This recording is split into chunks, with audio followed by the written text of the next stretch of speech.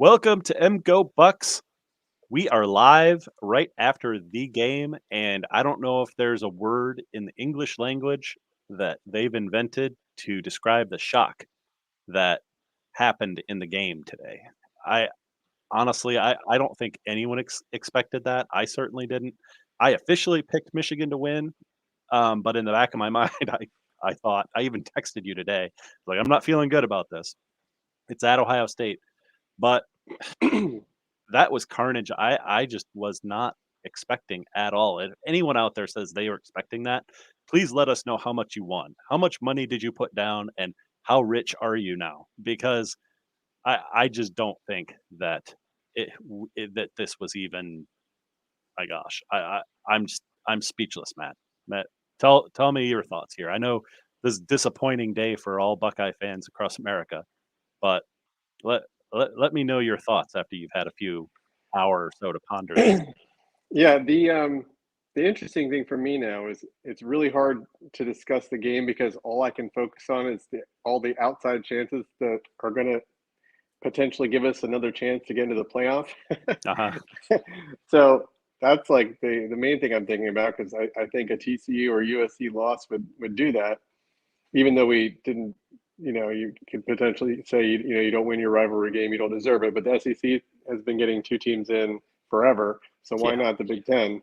And the only thing I'm a little worried about now is like Alabama blowing out Auburn, which they are, and potentially jumping us somehow because That would be they ridiculous. have a tendency to do that. But anyway, we could talk about that towards the end of this. Let's get to the game first. I feel like in the first half, like you kept texting me like, "Who is Chip Trainum and why is he running all over us?" And I was like, "I don't know. I think he's like our eighth running back. I think he has one carry all year, and he's the star running back of the first half." And I didn't know why he was starting over Dallin Hayden, but he Yeah. showed why he was starting. The guy was playing amazing. Our right guard did not start, Matt Jones, so he had started all year and did not play today. I don't know how much of an issue that was or not, but it seemed like in the first half we were doing whatever we wanted, throwing it and running it, and we were creative. And we drove down right away and scored, and then we were driving down again to score again. And I feel like from that point on, not punching it in, and then settling for field goals a couple times. And when you're out gaining the opponent like 170 yards on the ground to one, you Mhm. should be winning by more than 10-3.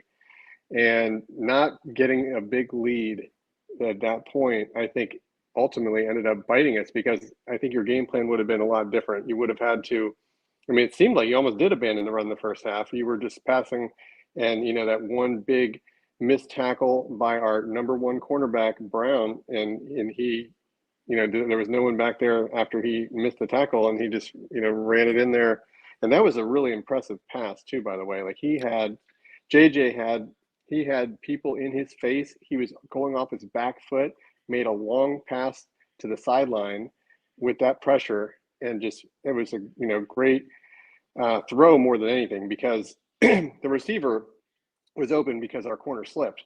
And so it wasn't like I mean, maybe the receiver made a good move, but we did have a couple of our corners slipping early on, like in that first half. And that one, and then the second big bomb that you guys had, it looked like I don't know if there was a corner that was covering him, but I know our safety Cameron Martinez, like he went one way and then he turned the other way and he just completely turned him around and he was a safety and he let that juke move just completely destroy him. And so he got a touchdown where even JJ McCarthy can make that pass apparently because he was just wide open because of that was actually a good move by the receiver.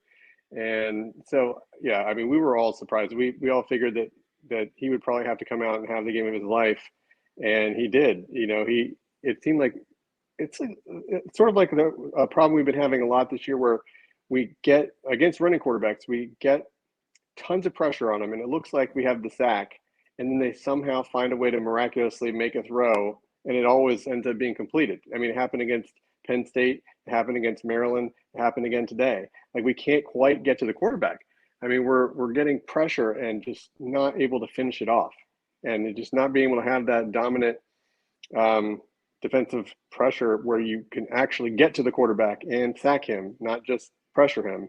was part of the problem. And the weird thing too is, as far as C.J. Stroud, the first half he had all day to throw, and the difference I think really between the two teams in the first half was our defensive backs were just running into the receivers because they just, they're taught apparently they're taught to play defense by just face guarding and never turning around to look at the ball. And whether it's face guarding, like I think one of the PIs that they called on third down in the end zone, it didn't look like he touched him, but he was face guarding, and he just never turned around to look for the ball, so they called the PI. And then every time that we have like a really good pass, like I know Kate Stover had one in the end corner of the end zone where your defender just knocked it out. And there's a ton of balls. Like I know Ibuka had one on a crossing route where they knocked out of his hands, and just like all throughout the game, like we made plays too, but there was a lot of plays where your defenders were trying to jump routes or just getting there and fighting for the ball and knocking it down. And I don't recall a single time really that one of our corners or safeties. Do you remember one where they actually like fought for the ball and knocked it down like once? Maybe. I mean, JJ only completed like half his passes, or maybe it was better than that. I'll have to bring up the stats, but I really don't think that. At one point, he was like 5 of 10 for 200 yards. Oh It was yeah, it was crazy. awful. No, but 5 of 5 completions for 200 yards is amazing. Oh well, that part, yeah, that was. I was thinking the first half, Yeah. but yeah, and it's really hilarious. Well, before I go into that, please like and subscribe to the channel. We'd greatly appreciate it. This was the Super Bowl for our teams, and we just want to keep making these videos all the time. This is a lot of fun. Despite today, it was a lot of fun. Like this year doing these videos, but you know, I think like going back to like that first touchdown pass by JJ, I thought that was a pick. I mean, some guy's rushing him, he panics. He does a panic throw, throws it to the sideline. I thought for sure the Ohio State corner was gonna, go up there and pick it and run it back for a touchdown. That was my first initial thought. And then you saw what happened. I mean, it was a touchdown. But, I thought, oh my gosh, okay, that was our offense. We can't run the ball. So they're gonna throw the ball, of course, which is fine. It's what they should do. But that didn't seem like a plan that was going to work long term. Yeah. Yeah, I Um, agree. I didn't think it would either. yeah, But they didn't keep doing that though. I mean, they I guess they did at the beginning of the third quarter, but the rest of the game it was just they switched to running. they did switch to running because that's what they do in the second half. But and then that second touchdown was just looked like it was the Buckeyes playing, thinking JJ can't throw, so we're gonna make JJ beat us, and then somehow he did. Just amazing. Like where did JJ get touch on the deep ball in 1 week? He's been bad at that all year, literally all year. I thought it was because of his shoulder surgery. Um, and Well, then did he have all of to a have sudden touch on those? I mean, most of them were pretty wide open. they were wide open, but he's been missing wide open guys. Oh, has he? Yeah, he's been overthrowing them. I mean, some of them are covered, right? That's more Yeah. difficult. But So I'm just you trying to think. still Like, have I to. mean, your first drive of the game, where you got the field goal, it was a big pass on Denzel Burke, and Yeah, Burke slipped, and so he was wide open. And then we ended up stopping you, and you got a field goal. The second one, where you got the touchdown, was it's probably only a 15 or 20-yard pass to the sideline, but it was a long pass because it was all the way to the far corner. So it was a long pass with the guy in his face, and then he ran the rest of the way in. And then, so that was a good throw, but our DB fell there too. So, the throw didn't need to be accurate. It just needed to be in the vicinity. And then we had the one where Cameron Martinez went the wrong way, and that guy was like 10 yards open. So, like, all yeah, these passes are just mostly wide open, uncontested, because, wide open. I mean, receivers making good plays, which your receivers haven't really done that this year. No, they haven't. They They haven't. normally drop Yeah, everything, and I'm gonna and say they're like not making big plays. anyone if we have any Michigan fans, let's get a go blue in the comments. Feel free to throw up a question or a comment just to celebrate. Buckeye fans, same thing. Go ahead and throw questions, comments, what you think. We might even show them on screen if we can. But yeah, I think this is just really this game was just a shock. honestly. And then third down Just can't get conversions, over it. you guys did really well, and we didn't. Our third down conversion rate was terrible. Like we would do well, like we would get a big run on first down, and then we get stuffed on second down, and then third and 4, we would get an incomplete pass or something. Third down And there was, efficiency, I'm looking at the stats. It was 7 of 16 for Michigan and 5 of 16 for Ohio State. But a lot of those came in when they were like running the quick offense, trying to actually get in to score. But they were dinking and dunking. Like they would go 5, 6 yards here, then another 7 yards there. yeah, and I was They I were was doing also surprised that Edwards was able to, like I was worried about him because he's really fast, but I was surprised he was able to do as well as he did with the hand issue. I mean, his hand was, you saw his right hand, it was wrapped up pretty big.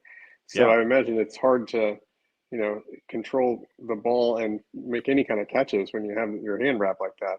But I mean, he was completely shut down in the first half, and then the second half he rushed for like 200 yards on two. What do you have? 280-yard runs, I think, in the second half.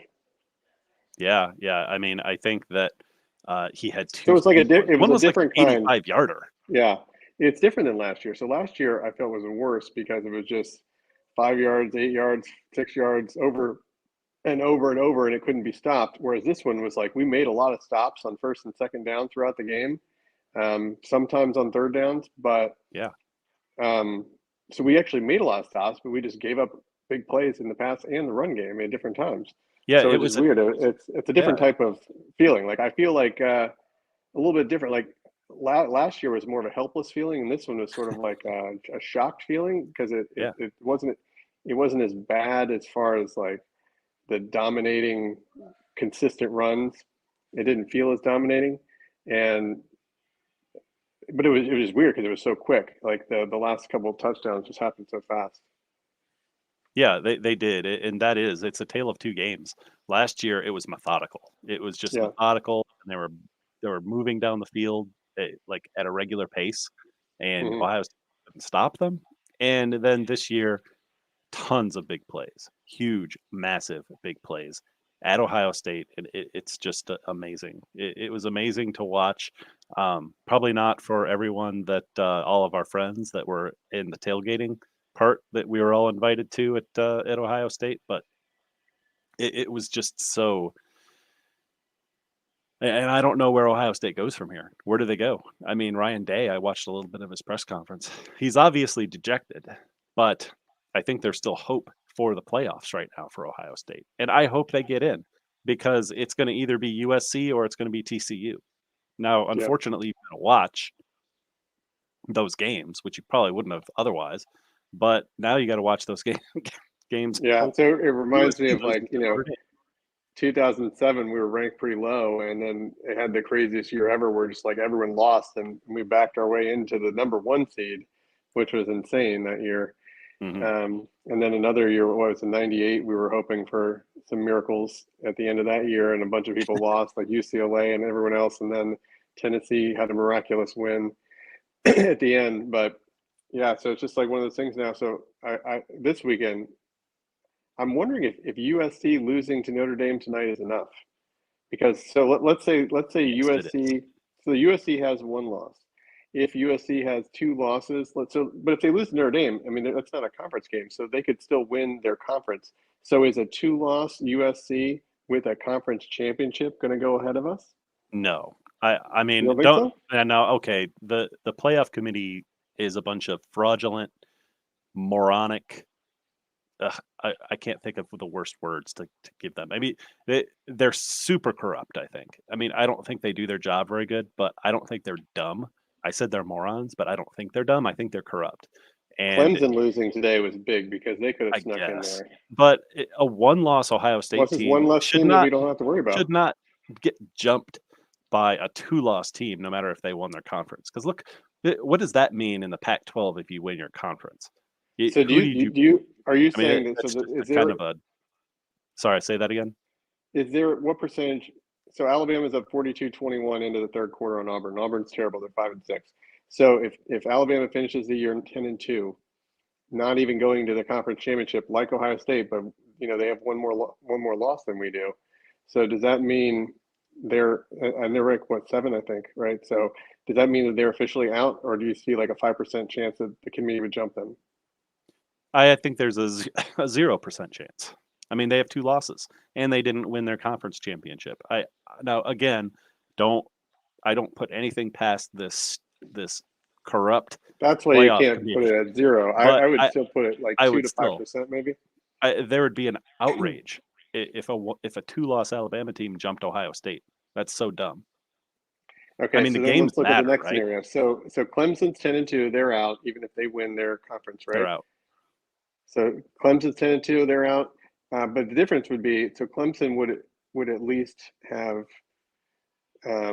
I think that the main reason why Clemson's definitely out with 2 losses, even though they could still win their conference is really weak this year, and they would have lost to Notre Dame, got blown out, and that's a team that we beat.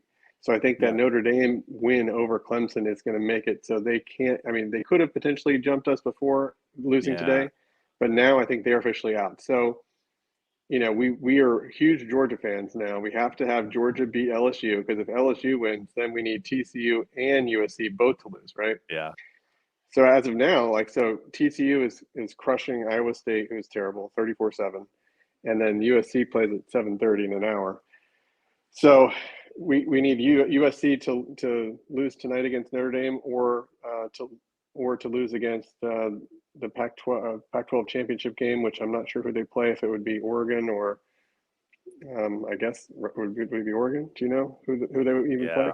I don't know. But you know what? I mean, I think if TCU or USC loses a game, Buckeyes Mhm. are in. I don't see anyone else jumping the Buckeyes. I mean, they were number 2 by this committee, and this committee's full of egomaniacs. They could never admit that they're number 2 Buckeye teams. Like, they were so Mhm. wrong about that. I think the Buckeyes are in if you just have one One of of those those. teams lose. One. Yeah. And the Buckeyes are in. Who else is going to go in there? They would have to put a 2-loss team in. Yeah. I mean, like I said, I think the only other option is Alabama, right? No, I don't think they're an option. I think it's all over for them. And I think any win over Auburn today, the glow of that will wear off by the time it's time to choose, Yeah. like the actual playoff, the final. But I just think that it's amazing. Like what a day. Like Michigan. Let's talk about Michigan. They are going to be what, number 2 probably As at long all as this. as long as Georgia doesn't lose to LSU. Yeah, I don't think they're going to, but um that would really mess things up. Yeah, that's why we have to root for TCU and USC to lose. Then that way, even if LSU does win, then we can still back our way in. Yeah, The funny thing exactly. would be, wouldn't the funny thing be is like we sneak in here somehow, and then you guys get like more beat up playing whoever you play, and it's gonna be an easy game, but you could potentially get more injuries in the Big Ten championship game. We'll just be sitting at home resting, trying to get healthy while we watch you guys and laugh, um, and not laugh, but at least we don't have to worry about getting Probably hurt. laugh. Um, it's still kind of shocking to me. Like that's like the one thing that makes it so it's not a complete horrible, awful, terrible day. The fact that there's still a chance. There's still that, Yes, and some people were saying on you're like TV that Lloyd Christmas. when they were That asking, yeah, you're telling me when there's they a were chance. asking, what TJ Stroud, or it was either Stroud or Day when they were asking the press conference, saying it was a small chance that you could make the play. Like they were talking like it was very unlikely that this was going to happen. This is not an unlikely thing. Like No, TCU it's not. and USC both losing. So USC has 2 very losable games, and then TCU has 1 game left. So it's 3 games, and out of those 3 games, both very easy for one of those teams to lose. I think. Yeah, true, true. So getting back to the actual game. So what was your biggest surprise about the Buckeyes? Like what is your biggest shock? Like your takeaway? What is it that you're most surprised about this game and Well, how it happened? I was really impressed with the play calling early. I was really impressed with our number 8 and 10 running backs. Like we have so much depth at running back, and it's crazy to me that like a guy who has 1 carry all year is somehow like better than Travion Henderson, 5-star All World tailback. So like you can't blame the game on him not being there, because honestly the backups look better than he is. And Mayan Williams wasn't 100%, but he still did all right. He made a few plays, but he didn't get that many carries today. Um, I was impressed with the line play on the offensive line. Like they did well in the running game. They did well, and giving him CJ tons of time. Like there must have just been really good coverage on a lot of those because he had sometimes 7-8 seconds, which is insane Yeah, in a it's big insane. game. Like he had all day. Like Yeah, I would say against some other teams, you guys might run into problems if like you have no pass rush. Your pass rush was our completely pass rush was gone. We didn't terrible. even have Mike Morris. Mike Morris wasn't even in the game. He suited I up, mean, but I I feel kept like looking for when him, we and play like that's Indiana pass had rush. better pass. Like every other team we played seemed to have a better pass rush. Like your pass rush was shit, and you guys were still able to win because I mean Yeah, seriously, it was really bad. And the coverage was good. They yeah, kept dropping guys so back. that They just that weren't gonna just shows let they how weren't much gonna let better the Stroud just coverage pick him is apart. when you get zero pass rush and you still have coverage that good against good receivers. I mean, they still made plays, but they made enough plays on defense at key times. I think like really it's the crunch time. Like in third downs, like you guys made stops and then you made conversions when you needed them, and we had to settle for too many field goals and punts when we didn't convert our crucial third downs. Yeah, yeah, and I think my biggest surprise over the whole game was probably, I mean, obviously the big plays, but Hmm. from a personnel standpoint, I was shocked by Donovan Edwards because he was Yeah. hurt. They didn't have Blake Corum, and he really did good with those big plays. Those two big plays. He had some other good runs, but he just annihilated. I can't believe the Buckeyes actually had they some of their old habits kind of came back from last year. And I think I might have been uh, surprised also about Ohio State and their coverage. Like I know they wanted to stop the run, but after Blake Corum was out, I just didn't Yeah. think they needed to do cover zero. I mean, even Yes. Urban Meyer said that. I was like, Yes. why are they playing cover zero? You Yeah. know? No, it made no sense. I mean, maybe, and then the other risky thing about putting so many people in the box to stop the run is when you make it through that initial stacked box, you can go for 85 yards because there's no one back there. No one. So it's a very risky way to play defense, and it Yeah. bit them multiple times in the And so, pass what do you and in think the about? run in both times. Like against playing that defense, hurt is risky against big pass plays and against big run plays, and they were able to Yeah. exploit it in both those areas. They just seemed like they were playing way too aggressive in their defensive coverages. Hey, we got a comment. Let's post this up. Matt, why don't you take this?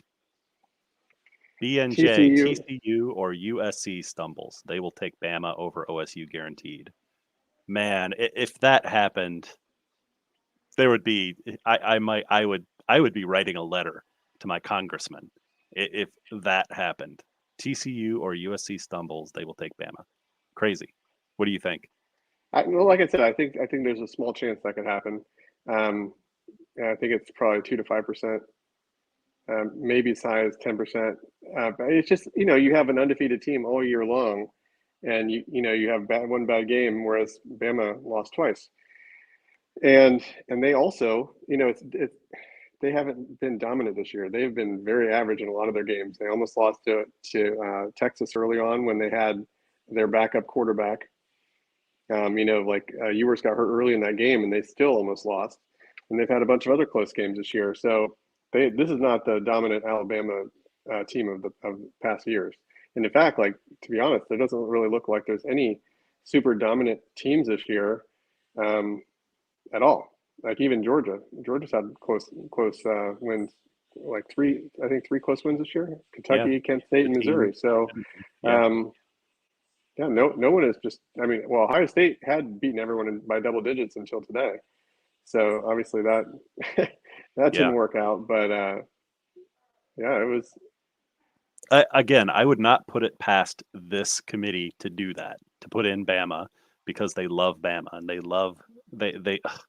But seriously, I really hope they don't. I don't think that they will, So but that means almost, what that makes this next ranking potentially more important than the final one, right? Because if Ohio State we're 2 and they're 7, if they jump us here, then there's nothing that we can do, right? Yeah, and the committee signals based on their rankings. Like I think that the committee shouldn't do any rankings each week, just after the shitstorm that they've caused with this.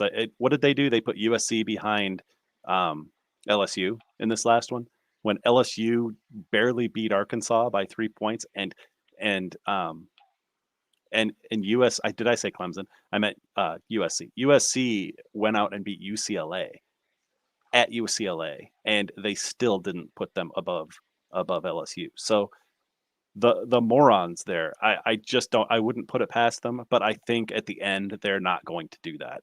Well, you So know how this does happen is if TCU and USC lose, then Ohio State and Bama are in. God, no. Wait a minute. Yeah, because USC has, TCU. you know, TC. I guess TCU could technically still be there, but I mean, are they going to? TCU's what, 3 or 4? They've had like 5 close wins this year. Are they going to stay above Bama, or do you think that they're going to pick the big brand name with the Heisman winning quarterback, right? See, I still think that they're going to take USC if they win. They'll take the Pac-12 winner if they don't have less losses than USC. I think. I think USC would still get in over Bama, even if they take a loss to Notre Dame. What if they lose in the Pac-12 championship and they If don't they win their lost conference? then they'd have 3 losses and Bama would be in. No, I meant Right? let's say they beat Notre Dame, but then lose that game. That's still their second loss, and they wouldn't have won their conference. Yeah. Same amount of losses, didn't win their Yeah, conference champion. That would give the committee the that chance would to be put Bama Bama for in. sure. That would be Yeah, Bama for sure because they would have went out on a loss like us, but they would have had 2 losses. Whereas Bama, even with 2 losses, they at least didn't end the year with a loss. right, right. Very true. So, so it Very really true. depends, I guess, who the loss comes to. Like the Notre Dame game, that's why I was a little bit worried, I guess. So if USC loses to Notre Dame, but then they still win their conference championship, is that 2-loss conference championship? Does that?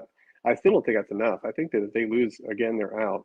And if TCU loses once, I guess that's sort of tricky. But they are giving TCU a ton of respect. I mean, they're what are they 3, right? TCU would have to lose their conference championship. Then they would have 1 loss, Yeah, and the Buckeyes would get in if all yeah. else is the same. And then, so we both think, though, if both teams lose, that Bama and Ohio State are in. And my Probably. It prediction is depends on what very games close they to being lose. true. So at the beginning of the year, I said it was going to be Georgia, Bama, Ohio State, but then Oklahoma State was my one dark horse who was looking good the first half of the year, and then they fell off hard. You've got Um, Desmond Howard like picks at the beginning of the year. yeah, You and well, Desmond. at least my 3 others were still potential to He happen. picked Michigan. That was the only thing he had right. But Yeah. yeah, too funny. B&J, thanks a lot for your comment. Greatly appreciated. We appreciate you. So, Matt, one other question. So, who do you think out of both teams, who do you think the injuries hurt most? We had Corum out. He was basically our offense. He was 80% of our offense prior to I this game. told you multiple times during the game, Corum being injured helped you because it forced you to throw more. And that I don't think you would have exposed our giant weaknesses had your running back been healthy. Yeah. Like it could have been a much closer game if you weren't forced to throw early and often because our your running back was out. I don't think it helped us, but It did. it totally didn't. But because I think they were going to do that anyway, but Well, I so don't the think it fun helped thing, us. how fun would it be if we make the playoffs and JSN is back and Quorum is back and both teams are at full strength? How cool would that be? I don't want to play Ohio State again. I'm just telling you right now, I don't want to see that again.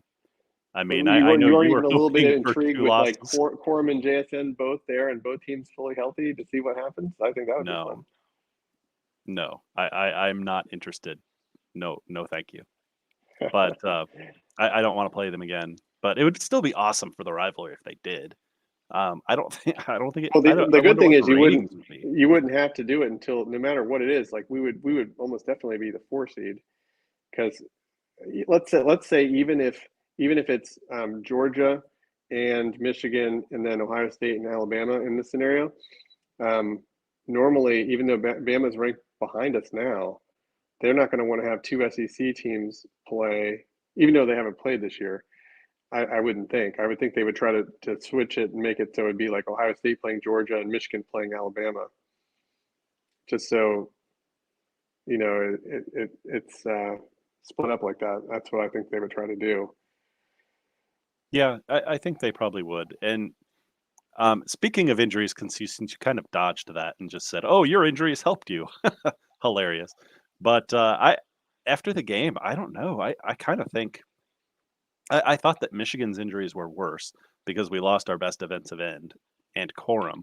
But Ohio State, I really think that them losing their running backs hurt them a lot more than I mean, train him, whatever his name is. Never Yeah, heard of Chip him. Training. I don't think the running Yeah, back. played great. I don't think we didn't lose because of the running backs. Our backups were great today. Yeah, I don't think so. But I think Travion, if you remember in that Penn State game, Travion got them back into that game with that huge run in the fourth quarter. Yeah, And he got them back in. And I'm mostly scared of Travion. I just admit that. I'm mostly scared of his speed. And he's the one that got the Buckeyes back he's into a that very game. frustrating player because he has so many where he doesn't see the hole or he doesn't see the cutback, and he's always trying to make a home run. So the majority of his runs are for no gain or for short gain, and then every now and then he gets those big plays. So it's very frustrating. Where it's like Mayan Williams all year when he's healthy, he was just great because he was always getting 6-7 yards every time. I mean, he was always making a good amount of yardage. And that's why, like I like our other backs today, like between Hayden and Chip Trainum, like they were all it seemed like they were getting 7 yards like so many times, especially that first half. I don't know. The second half, we were sort of getting behind and weren't able to. I think it's weird because even in a lot of our drives in the second half, we were able to get a lot of good runs on first down, but our second downs today, when we did do runs, we were not able, like we got shut down for zero on multiple second downs in the second half. So like even when we had a big first down run, like the second downs were really crushing us. So that means, we couldn't really get into a running groove and just keep running like, run every play because we just kept getting stopped. Like your second down run defense was really strong in the second half. Surprisingly. Hey, we got another one. And it looks like everyone is agreeing with you, Matt. DJ, thanks for sending that one in. They will not take Bama. Oh, wait. No, he's agreeing with me, I think. They will not take Bama over OSU. Bama has 2 losses. Yes. Yes. That's true. I think you hate the playoff committee more than I do, Matt. And that's hard to do. To think that they Well, would I've take seen them Bama over OSU. pick Bama over us too many times when I thought we had the better team, and they still pick them. So I've been burned too many times in the past. That's why, even though I think that they shouldn't, they have done that before. So I remember there was one year when that happened. And I think I agreed with them taking Bama that year. I can't remember the circumstances exactly. And I know you disagreed, of course, because you wanted your guys in the playoff. But it ended up that Bama was 4 and ended up winning the national championship that year. So I don't know. Do you remember the circumstances around that? I think it was. It must have been one of the years where we had lost. We had one bad loss to an unranked team, and because of that, even though the rest of our statistics were better than Bama that year, we had the one ugly loss, and that kept us out. It was like Purdue, probably. Oh, the year they lost to Purdue? Or was it to Iowa? No, it Both was of those were The super Purdue one. ugly. Was it the The Purdue one? Purdue one, yeah. Okay. Both of those were crazy. Yep. Thanks, DJ. Greatly appreciate that. Got another one here. Barry, I don't think a 3-score loss at home should be rewarded with a playoffs. Yeah, No, I agree with you 100%, but yeah, me like too. Like it shouldn't. you shouldn't be rewarded with it, and I agree. They don't deserve it, but the season isn't one game. As bad as that game was today, and it was bad. It's the whole season. It's not one game, and you got to look at everyone else, and no one else has really done enough to deserve it either. Because if you look at the whole season, even Georgia has not been dominant. Like no one has been dominant. Like in the past years, like the Bama national champions and the when LSU won, and all those teams were super dominant, and they deserve to their glory. They were amazing teams, and this year it's just there's a bunch of really good teams, but there's no real elite team in my mind. So One of the shocking things about Ohio State, though, is this was tabbed as maybe one of the best Ohio State teams ever. Jim Knowles came in, wow, improved the defense. our defense was not The best, not improved enough. well, yeah, it's hard to say after that, but before the game, then Well, no, we had too many weaknesses at corner even before. Like Maryland was yeah, setting that's us up. true. But he made them into a top 15, top 20 defense. Marvin Harrison Jr. is maybe the best wide receiver. They didn't I get mean, him the ball very good. Mecca was really good Emeka, too. yeah, They're both really good, and Fleming actually played decent today too. He didn't have any drops that I can remember. yeah, and Cade so really let us down at tight end. I know you guys also had some good defensive plays, but he really did not step up like we needed him because he had plenty of chances to step up. Dropped a lot of, tough passes, but you gotta when you're the star tight end on the number 2 team in the country, you have to make those plays. yeah, and I think what Barry's kind of thinking too is what I was thinking. If my team lost at Ohio State by 3 scores, I wouldn't think that they deserve to be there, but I also wouldn't even want to see them play in the playoffs against better teams, possibly better teams. It's like you don't even want after a game like this, you don't even want to see like someone like Well, Ohio State. If you're a fan of Ohio State, you're just like there's no jaded on better them. teams outside of potentially Georgia. I mean, there's no one else that would be in the playoffs that's going to be better. I mean, you're all as far as like offense and defense, Michigan's the top 2 right now. Yeah, yeah, very true. All right. Thanks, Barry. Greatly appreciate that. There's one more here from DJ. Losing at home will not matter due to injuries, and it was a 2 rank versus 3 rank. Plus, they didn't struggle as much as Bama has. Yeah, I mean, I agree with that. Losing at home, let me reread that. Losing at home will not matter due to injuries, and it was a 2 rank versus 3 rank. So I guess it also depends. Like if you look at towards the end of the year and when they're campaigning in the media to get that 4th spot or 3rd spot, um, they're going to say, well, JSN is healthy now, and our team is going to be different with him back and our starting running back now. Yeah, I Now we had, like I said, we had the running back injuries, and they can say to the media, well, our right guard was out, our 2 top running backs, one of them was out, the other one was not 100%, and we had our linebackers playing with 2 broken hands, and all these other things. But I honestly think that none of those things impacted the win or the loss today, other than JSN not being there. But he's been well, gone you almost won't the whole know. year. No way to know. There's no way to know how Blake Corum would have affected the game, or the 2 top running backs for Ohio State would have affected the game. They have that case to make. Like, hey, we're Yeah, injured. yeah, they do. It's just that it'd be one thing if the backups played terribly, right? And like I thought our backup running backs played really well today. They did okay. So Let's yeah, talk about that for a second. or Let's let's see see. where the final stats were. Trainum, the guy I can't pronounce his name because I've never heard of him. Chip He Trainum. had Well, he only 14. had 1 carry all year. He had 14 carries for 83 yards for 5.9 5.9. per. That's That really was good good. against Should your have kept defense. running That's that really dude. good. But they're a pass Yeah, first offense. yeah.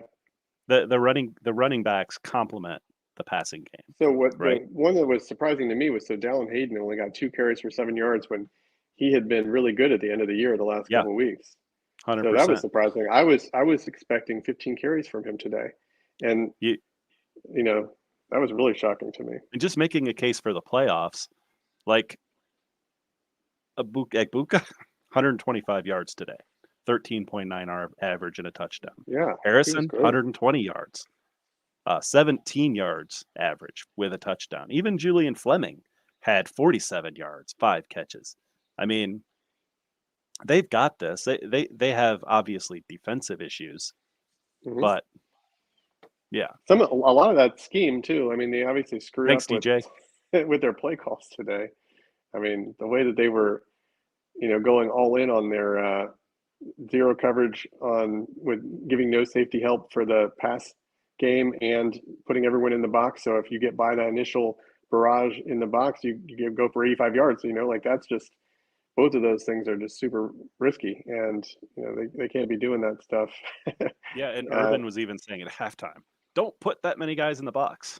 He yeah, was like yeah, it was silly. pleading with them, and he kept saying they're going to stop the run, and we thought that was And going to and the happen. But funny thing once is, so like Michigan your started number one tossing the receiver ball, their today run was opened up.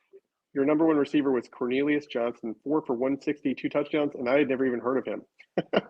He was on the team last year. He's the one that caught the long deep ball last year that Cade McNamara threw. But like, what has he done this year? Has he been Nothing. Yeah, He's done nothing. that's I mean, so I weird. won't say nothing. He's done a few things. Let's look at his stats. So Cornelius Johnson, 4 receptions for 160 yards, 40 average, and 2 touchdowns. Let's see if they'll break it down for us here.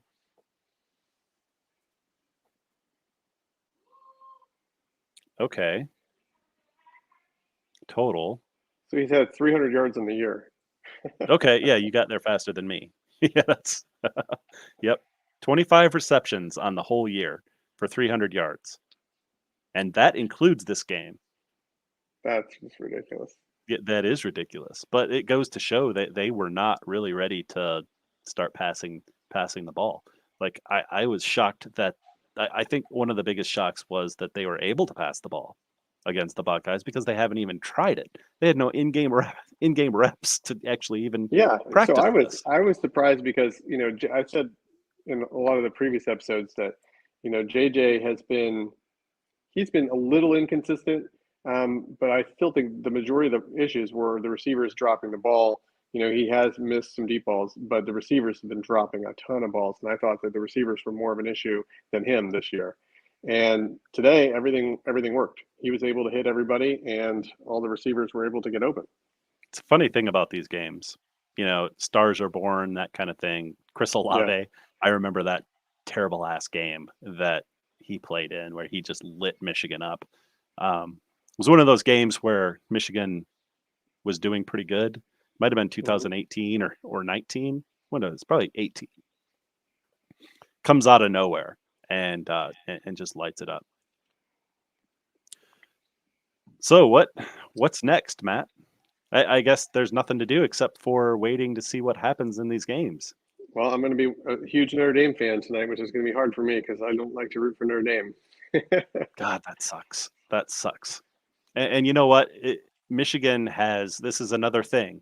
There's no inspiration, no reason why anyone should schedule non-conference, like hard non-conference foes. Michigan played And the funny terrible thing too teams. is you guys could literally just forfeit your next game and you would still be in the playoffs. Could we?